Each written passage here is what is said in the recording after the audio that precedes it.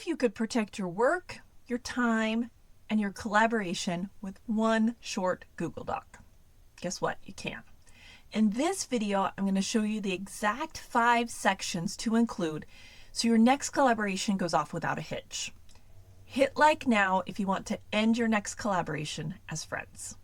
Hi, I'm Kiff, the friendly legal eagle behind the Artist JD, a place designed to help you make small tweaks in your creative business to add more ease. In the first video, we talked about how collaborations often break down because you are both making assumptions that are unstated. We're going to solve that in this video because I'm going to give you the exact language you can copy and insert into that Google Doc so that you'll enter your next collaboration with everybody on the same page. You are collaborating so that each of your skills can shine. So while it's probably safe to assume that the designer will take the lead on design, some of those less desirable tasks, like being the point of contact for production, both of you might be assuming the other person is going to take. Which is why you should include a bulleted list in this Google Doc to explain who will be responsible for each piece of the collaboration. You can just say, name is responsible for tasks 1, 2, and 3. Name is responsible for tasks 4, 5, and 6. This adds clarity, prevents assumptions, and eliminates finger pointing when life happens and balls get dropped. So that's section 1. We're going to lay out the roles and responsibilities and who is in charge of each. In the last video, we talked about how unclear timelines or vague feedback windows lead to stalled collaborations. So try listing out each deliverable with dates and feedback windows. You can use deliverable 1 is due and then insert the date. Deliverable 2 is due, insert the date. Feedback is due for all deliverables within 5 business days. If no feedback is received, it will be considered approved. That's simple section 2. Deliverables and timelines and feedback windows. Section 3 is going to break down ownership and licensing. Now, you might want to handle this one of 2 ways, depending upon what your collaboration's for and what kind of creating you're going to do. So if you want shared ownership, then the language you're going to insert is collaborators share copyright in the combined work and agree to get written permission from the other before any commercial use. Simple. Sometimes you might be creating things separately that you're going to use for the collaboration together, but you want to be able to use this because you've created it separately in your portfolio or to get new work or to build your business. And so if that's the case, then the language you want to use is each creator retains copyright to their own contribution. The combined work is licensed to both creators for portfolio use and can only be used for other uses with written permission. So we're going to break down in section 3 who owns what and how it can be used outside of the collaboration.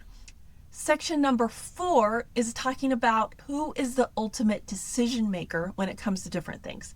In the last video, we talked about one of the mistakes that collaborations often make is not naming who the ultimate decision maker is for different things, especially when there's only 2 people, and if you put it to a vote, it's going to be 50-50.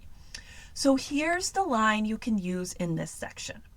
Name will have final sign-off for decisions related to, and then list out what decisions they're the final decision maker for.